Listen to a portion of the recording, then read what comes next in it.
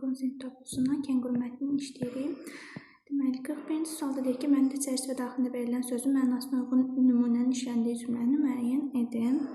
Çərçivə daxilində verilmiş söz başını çıxarıb ətrafa baxır, çıxarıb söz, başını çıxarıb, deməli, A variantda deyir ki, yazıdakı səhvləri çıxarıb üzünü köçürdü. Xeyr, bu mənada deyil. B-də deyir, müdir əlini işdən çıxarıb başqa vəzifəyə təyin etmişdi. İşdən çıxarma mənasında deyil. C-də deyir ki, qara eynəkli adam özünü sudan quru çıxarıb. Burada özünü sudan quru çıxarmaq məcaz mənasında. Ona görə bunu da atırıq. D-də deyir ki, mən səsimi çıxarıb bir söz deyə bilmədim.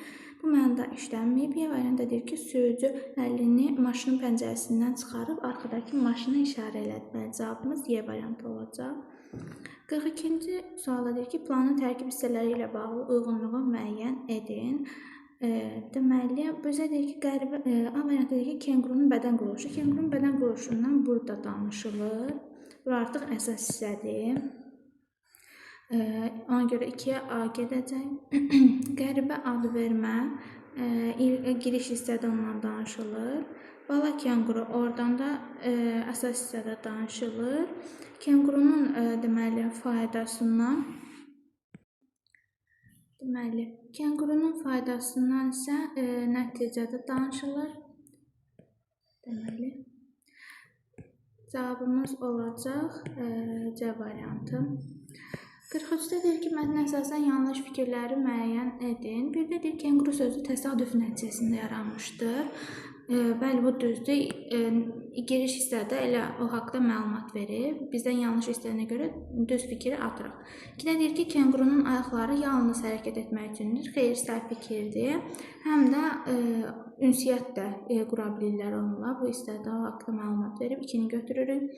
3-də deyir ki, kengurular adətən 10 ildən az yaşamırlar. Deməli, 3 də düzdür. 10 ildən az yaşamır da, yəni 10-15 il yaşayır. Burada məlumat verir. 3 də düzgün, 3-ü də atıraq. 4-də deyir ki, dünyaya yenicə göz açan bala kengurunun çox iti görmə qabiliyyəti olur. Xeyr, bu səhv fikirdir, görə bilmir.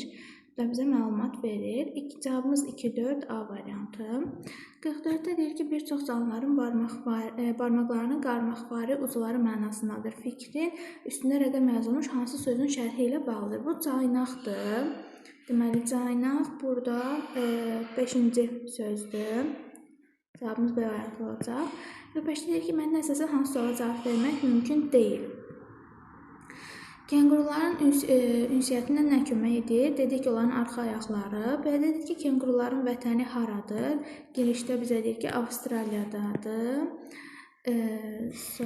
Deməli, C-də dedik ki, kengurular nə ilə qidalanırlar? Otla qidalandığı haqqında da bizə məlumat verir. Ot yeyən heyvandır. C-ni də atırıq. Böyük kenguruların boyu nə qədər olur? Bizə deyir ki, 2 metr yarım uzunluğunda olan deyil. Ona görə D-ni də atırıq. Y-də deyir ki, kenguru balasını neçə il müdafiə edir? Y-yə aid cavabımız yoxdur. Cavabımız Y variantı. Sadəcə onu öz yanında daşımasından, sonra isə təhlükə anında yerə buraxmasından danışır. 46-da deyir ki, tün qara hərflərlə verilmiş ifadənin kontekstə görə qarşılığının işləndiyi cümləni müəyyən edin. Tün qara hərflərlə verilmiş söz mühafizə olunurlar. Mühafizə olunmaqdır. Deməli, A variantında deyir ki, mədəniyyət abidələrimiz dövlətimiz tərəfindən qorunur. Elə A variantı olacaq, dövlət tərəfindən qorunur. Hər iki mənada da eynidir. Sonra 47-ci suala baxaq. Verilmiş fikirlərlə mətnin hansı dəqiq hissələrini genişləndirmək olar, uyğunluğu müəyyən edir. Bir də deyir ki, bala kenguru bir müddət ana südü ilə qidalanmalı olur. Əsas hissədə, baxın burada, bura artıq əsas hissədir. Əsas hissəyə onu artıra bilərik. 1-ə B gedəcək. 2-də deyir ki, bu heyvanın yaşadığı ölkə bitki örtüyü ilə zəngindir. Bunu girişə artıra bilərik. Girişdə həmin o ölkədən danışır, Avstraliyadan danışır. 3-də deyir ki, bu heyvanlara ovlamaq qadağan olub. Nəticədə onların qorunmasından, ovlanmasından danışılır. Çöləcək 1-ə B, 2-yə A, 3-ə C, cavabımız D variantı.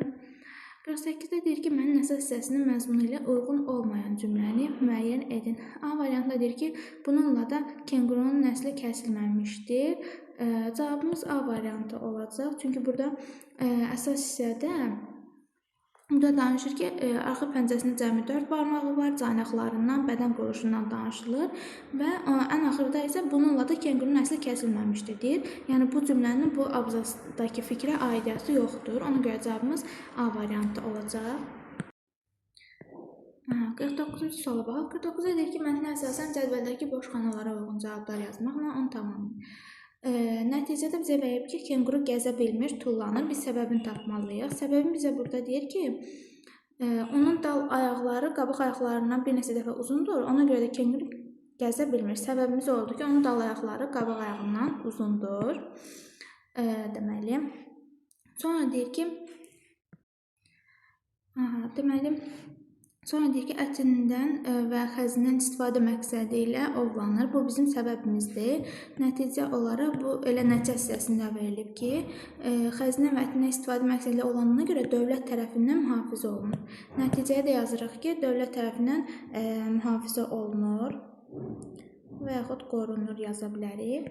3-də deyir ki, balasının kisədən nəticədə yazıb ki, balasının kisədən tullanması bala kengurunun həyatı üçün təhlükəlidir. Səbəbə nə yazmalıyıq? Səbəbə burada bizə deyir ki, kisədən yerə düşən kenguru balası özünü müdafiə edə bilir. Yəni, özünü müdafiə edə bilir. Nəticədə kisədən tullanması bala kengurunun həyatı üçün təhlükəli deyil. Özünü qoruya bilir.